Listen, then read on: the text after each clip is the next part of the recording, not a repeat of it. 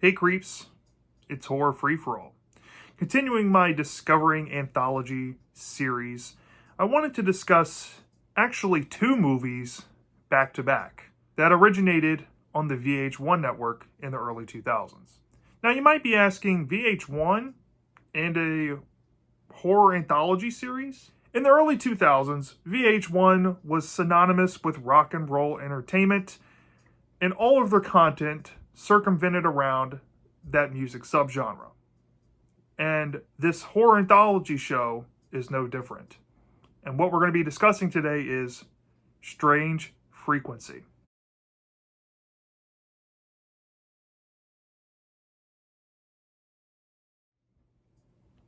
Now, this film debuted in 2001 as a soft pilot for a regular anthology show that would air on the network. But unfortunately for Strange Frequency, the show, it only lasted 11 aired episodes in the United States, despite 13 total episodes being produced. As a matter of fact, the 12th episode out of the 13 only ever aired in Finland, and Finland is the only country to have ever put out the remaining episodes that weren't released on DVD in quote-unquote movies. Now, I'm kind of cheating here with this by saying that Strange Frequency is a film. But since it debuted as a film before the show actually existed and all the segments were technically reintroduced as standalone episodes within that said show, I think it counts here, as well as the second movie, which was retroactively turned into a movie, but we're going to count it anyway because fuck it.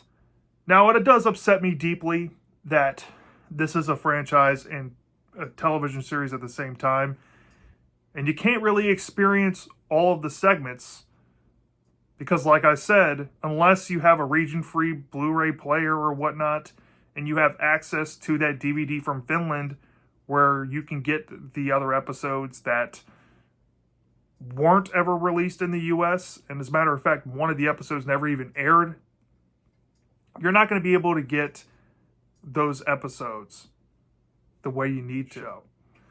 Now, before I made this video, I looked around on the internet to see people's thoughts on this franchise of sorts, and nobody has mentioned anything of it on YouTube whatsoever. And I think part of that has to deal with a lot of things from VH1 getting swept under the rug from this time period in general, and people might have just forgotten that these exist. As a matter of fact, the DVDs for Strange Frequency 1 and 2, which are the movies in question we're going to be discussing in the next few videos, have been out of print since 2003, I believe, which is insane. Now, what is Strange Frequency about? It's essentially, like, if you can't piece together the context of what I've shared so far, it's a horror anthology show in the vein of something like Tales from the Crypt and Twilight Zone, and merging them and having a baby of the sorts, utilizing subject matter around rock and roll music. Now, in this first film in particular, you get a sense of all the different possibilities you can get by using just rock and roll music as the basic template to build an idea around. Now, I can probably say that this will be the case for the whole show, but considering that this was the jumping off point in the soft pilot for the show that would come after, I think they picked 4 very strong stories here. And what's upsetting to me the most about it is there's actually a host that would host each episode, played by Roger Daltrey. And that you don't get in this film. However, by cutting out having a host for each segment and having pretty much no wraparound segment like normal anthologies have, this film is a lean movie, clocking in at right under an hour and a half. So time does fly by compared to other films like it.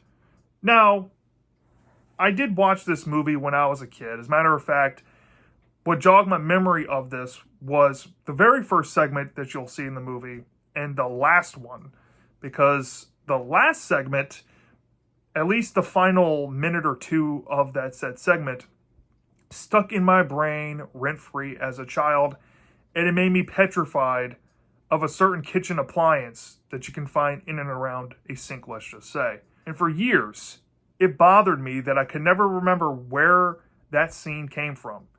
And it shocked me when I rewatched it as an adult, and it's been, well over 20 years, that I finally have been able to piece together what traumatized me so much as a kid. Now, let's get into the segments, because these are probably what you're all here to hear about. Now, the first segment is called Disco Inferno. It's about two teenage metalheads, presumably sometime in the late 70s or somewhere in the 1980s, are in a car headed to a metal concert. On the drive to the concert, they get into some sort of automobile collision or accident.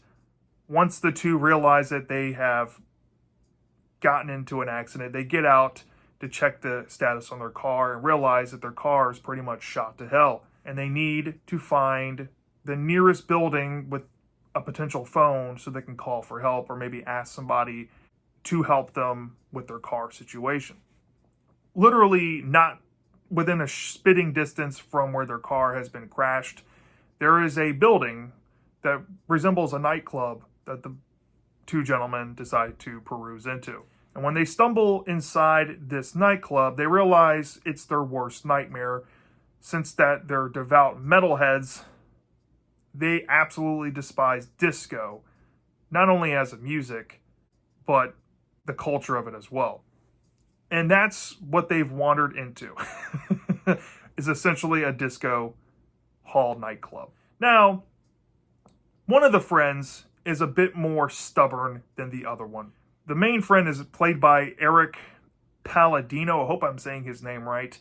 And he has all the get up and garb of your typical 1980s metalhead. And he wears his tattoos on his sleeve, figuratively and literally, and he's a massive fan of the Scorpions. His tattoo catches the attention of this beautiful blonde woman who decides to, flirt with him and take him into the back room to have some fun, let's just say. The other friend, who's played by Danny Masterson, who you might recognize from that 70s show as Hyde, is the other character in the story, and he is more accepting to this disco culture than his buddy seems to be. And he also hits it off with a girl and starts dancing on the dance floor with her, giving into his anti-disco urges to not wanting to participate, and becomes more willing to participate. Now, as the story goes along, we see that Eric Palladino's character, once he realizes that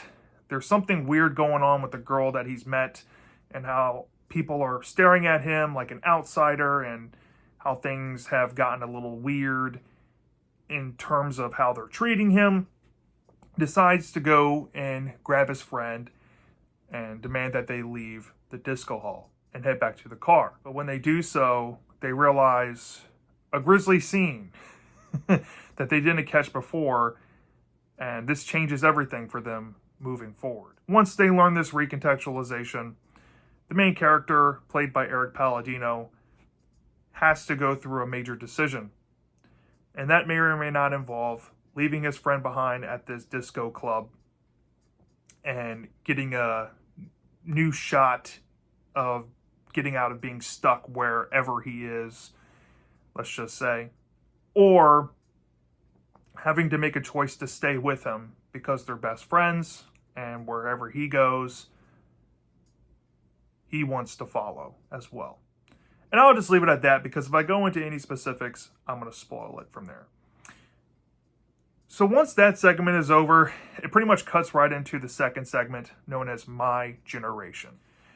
This episode revolves around a Grateful Dead massive fan, who is an older gentleman played by Eric Roberts. And he is on a drive heading to a music festival, and he has a young girl in tow with him inside of his car. And the girl is talking about music and how she appreciates certain artists. And the older gentleman seems to be listening to what she has to say, and they seem to be ride-along buddies headed on to the journey of a lifetime. And we learn through context that the girl was picked up as a hitchhiker from this driver, and he normally gives people rides. Well, this is hardly a spoiler, so if you want to consider it this, I'm sorry. But very early on in the story, we learn that the older gentleman might be murdering all these people that he picks up as hitchhikers and takes to festivals, or says he will promise to take to festivals, let's just say. And he keeps mementos of them.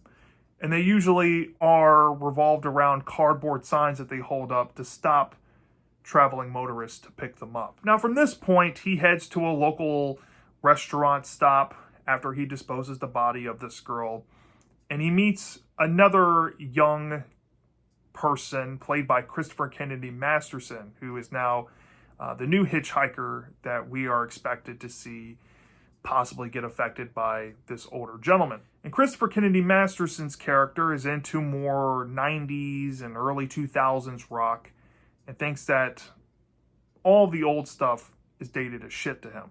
Now, he needs a ride to a music festival as well, and notices that the old gentleman has a Deadhead license plate and seems to be privy to, picking him up. So he gets in the car with them and they head on the road, and it starts to get dark out. Now, in this car ride, Eric Roberts' character is trying to, listen to music while he's getting to know Masterson's character, let's just say.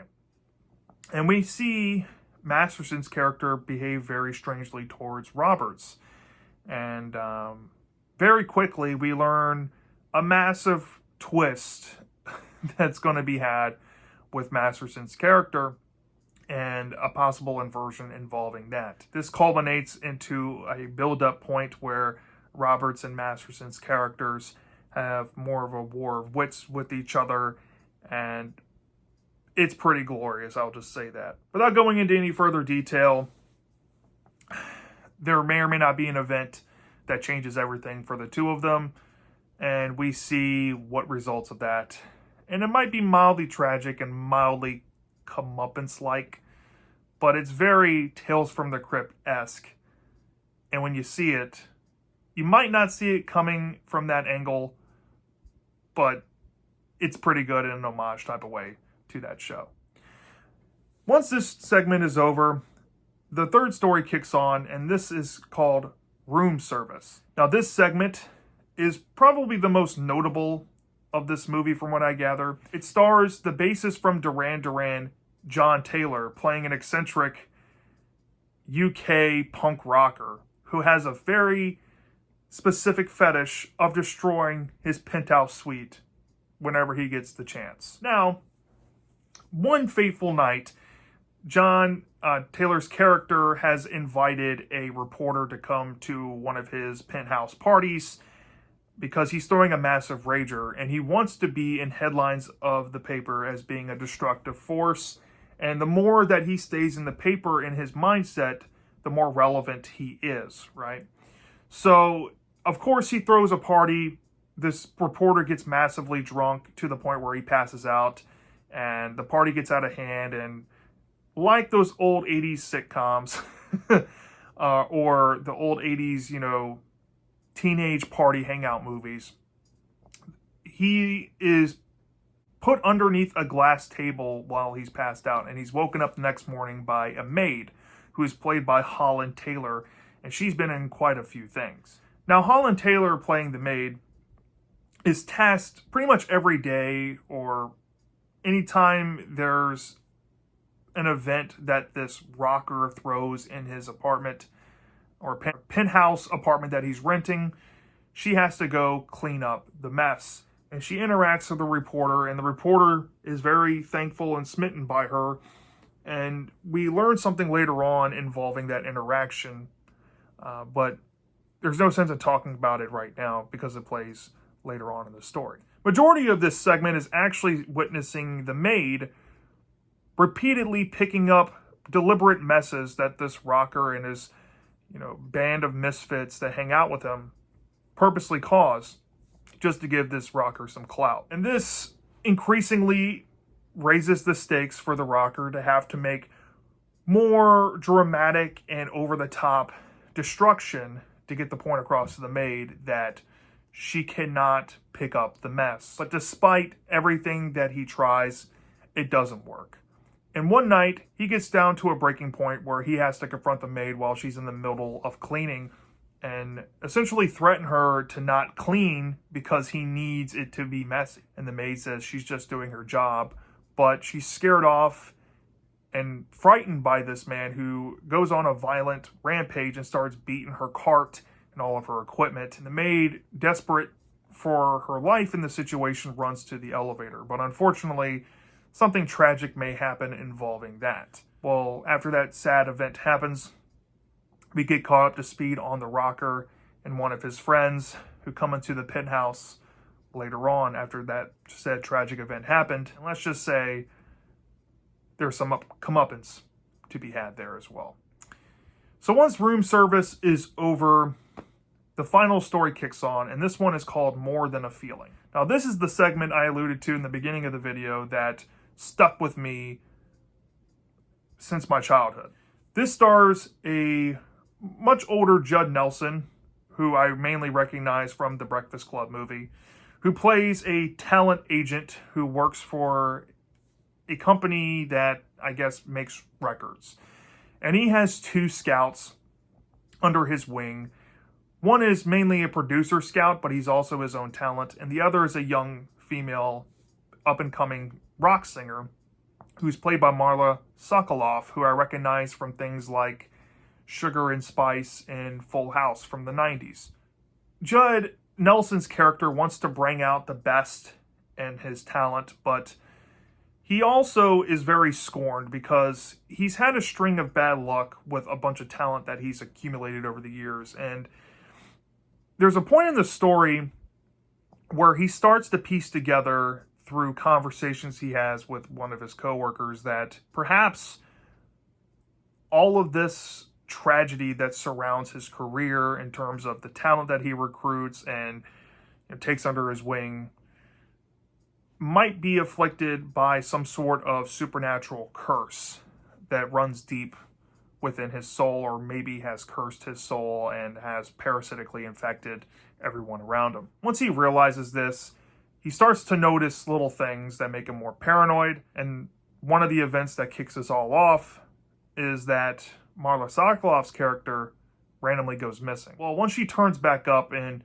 Judd Nelson's character is able to be at ease, he feels an uncontrollable urge to have some sort of watch over her to make sure she's okay. And as the story goes along, he starts to get more and more paranoid about what's going to happen to her and how he's trying to convince people that she's in danger without saying the exact reason as to why. And it builds up to a climax where there's a twist that you don't necessarily see coming, but you kind of forget that another person's involved in the story, so it's kind of clever in that way. Well, the part that stuck with me since I was a kid, comes to fruition near the end of the story. Once we find out the events of the climax and kind of the aftermath of that, and you get caught up to speed, there is a certain character that is in the story, but not really. But it's really fucked up to imagine what Judd Nelson has to do to this said character, and I'll leave it at that. And once this story is over, the credits kick on and the movie pretty much ends. Now, Strange Frequency as a movie, when we're breaking it down, comparing it to other anthologies, there's no host or anything trying to be like a mock Twilight Zone. There's no wraparound segment that's usually the staple of these type of movies. So what you're left with is strictly segments. So the segments really have to carry the movie. And I'll be glad to say that I had fun pretty much with all of these segments. And I would be going out of my way to say that all of them were either good to very good to great, in my opinion. The first one, Disco Inferno, was absolutely a blast to sit through. Not only did it kind of poke fun at 80s mentality of anti-disco and, just being purists in rock and roll. But seeing the camaraderie between the two main characters and that friendship really did help carry the story. This one felt it was straight out of Twilight Zone, and it was a fun kind of modern reinterpretation of the Twilight Zone. And as a matter of fact, I think it did it way better than another sister Viacom property that was out during this time as well, which was the Forest Whitaker Twilight Zone. This probably could have fit in that show, but if it was in that show, I think this would have been one of the more fan favorite or highly revered episodes in that hypothetical Twilight Zone inclusion there. I think that this segment is worthy of giving a distinction of maybe a 3.75 out of 5 stars. The second segment, My Generation, was by far my favorite, maybe next to the last segment of this film. This one was just pure Tales from the Crypt to the core. Eric Roberts and Christopher Kennedy Masterson's performance as these over-the-top, deplorable people trying to get one over on each other was fantastic to watch. And now it's very small scale.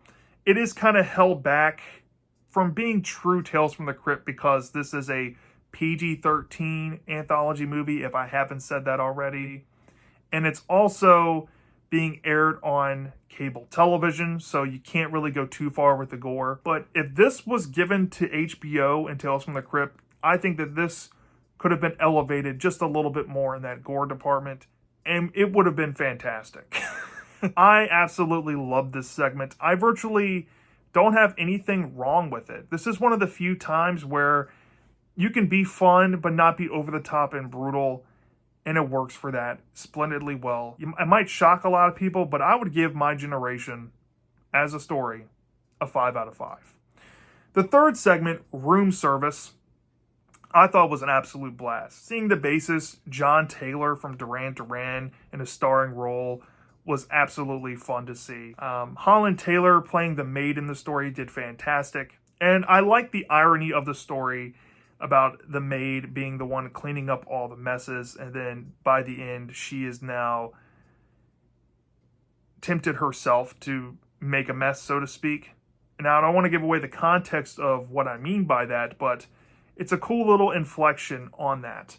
And I thought that was pretty clever. And while the premise seems like something straight out of Tales from the Crypt, this is what I meant early on about the marriage between Tales from the Crypt and the Twilight Zone, because this segment feels like it can fit in either one of those franchises, and it would be perfectly fine. Honestly, I would give Room Service maybe like a 4.25 out of 5 stars. It was very entertaining, just held back by maybe the repetition of it at certain points. Now, the final segment, More Than a Feeling, was delightfully fucked up, especially in that final 5 minutes. And because of that, this makes this segment score way higher than I probably would give it if it didn't have that going for it. Now, this might be, I guess, my second favorite of this whole anthology film here. I like Judd Nelson's character and the ambiguity involving his situation, and it becomes more clear of what that is as the story goes along. And I do feel that while there's not really any scares or tension to be had, you really do feel that stakes going on with this character in that existential way. This feels like an elevated Twilight Zone type of thing, and the twist is straight up barbaric and straight out of Tales from the Crypt. I'd be shocked if there's an uncut version of this segment to see if they went any further than where this segment cuts off at, because holy shit, that was dark as hell. I'd probably give this segment maybe like a 4.5 out of 5 stars. I had a fantastic time with this segment as well. So by me leading off with the segments, this should tell you up front, I really love the stories in this film. I really have not much objective flaws with it, so I'm just going to continue the gush fest here. What I think this film does very well is it sets up each story point blank, and it gets right into the nitty gritty of why we come to anthology films. It feels bare bones, and that might be a detractor for people who are more into, how an anthology film vibes itself throughout, but I've never seen an anthology movie execute the gall of being stripped down to the bare minimum and actually having the substance, or I guess the goods, to back it up. The budget of this movie might seem kind of cheap because there's no wraparound and all the segments seem to be relatively the same in terms of how much money they had to move around for them and the acting quality. But the acting quality they recruited for these segments here did a fantastic job. And these aren't relative no-name actors whatsoever. No, a lot of them were well known, at least around the time this film came out. And actually having rock and roll musicians in the segments provided some legitimacy to it. Now, if you haven't seen these movies before, I'm going to put some rest to your, reservations that you might have about it just being stuck in a formula. None of these stories feel the same. They all have some predictable elements to it that you might be able to connect to popular or maybe less popular things that you've seen in Twilight Zone or Tales from the Crypt before. And especially if you've seen all of those episodes from those classic shows, it makes it easier to kind of point these things out. But there's also some fun, unexpected things that got me as a very experienced anthology connoisseur. And that threw me for a loop. The soundtrack to this movie does lead credence as well. There's some really standout rock songs that you'll come across. Now, the intro and outro music sound basic and, made for a straight to VH1 television show from this time period. That's to be expected.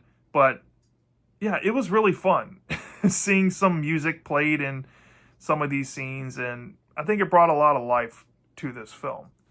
Going back to the stories for one last gush fest thing I can say about it, you would be surprised to hear that some of these stories have a bit of flavor for everyone. You have your existentialist type of stories, like More Than a Feeling, that play more on the viewer putting themselves in the mind of the main character and that being the source of the horror. You have more thematic driven stories that play on thought provocation and make you think about the big picture of what the story is saying.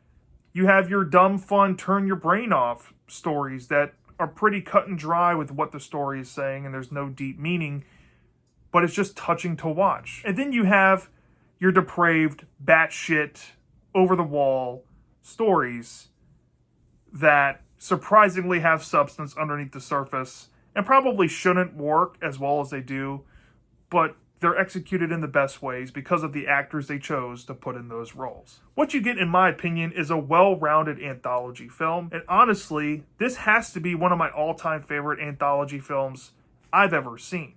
And I'm talking top 5, which is shocking.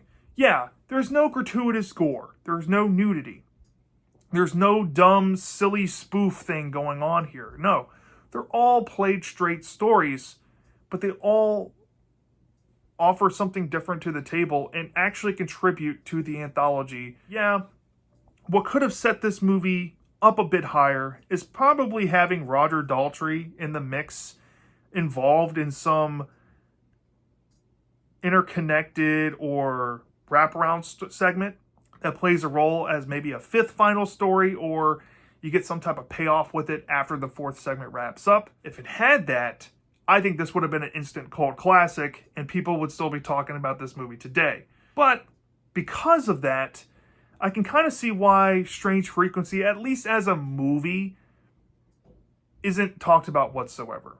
You see, comparing this to other anthology films, you don't have the necessary sauce that most of them have. And also, because these segments were later put into a television show, you kind of ruin the mystique of the stories themselves.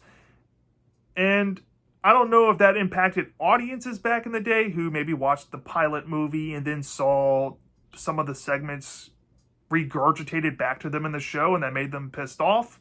When you're given segments up front as a pilot, just to have to sit through them again in a promised anthology show, then what's the point? Now, in terms of home video release, given that they only made 2 installments and never bothered with a third, and they even left some episodes unaired, seems like VH1 didn't have a lot of returns on this investment, so to speak, which absolutely sucks because, honestly, this shit ruled, in my opinion. Now, I haven't seen the segments in Strange Frequency 2, but I'm actually stoked to see it after watching this. Now, I might have to piece together the segments because I don't think Strange Frequency 2 is available online, or I might actually have to sit down and buy the DVD of that first before I buy the first movie here, but I definitely want the first movie in my collection nonetheless, so I will be buying both of these at some point. If I had to rate this thing from a 0 to 5 star basis, I'd probably give this thing a really high 4.75 out of 5 stars. This is up there with Tales from the Dark Side, the movie, and Creep Show from 1982 for me. This might be in my top 3 of all time for the anthology subgenre. And I'm pleased with that. So yeah, that's my thoughts on Strange Frequency. Let me know down in the comment section if you've seen this movie before. What are your thoughts on it? Until next time, take care.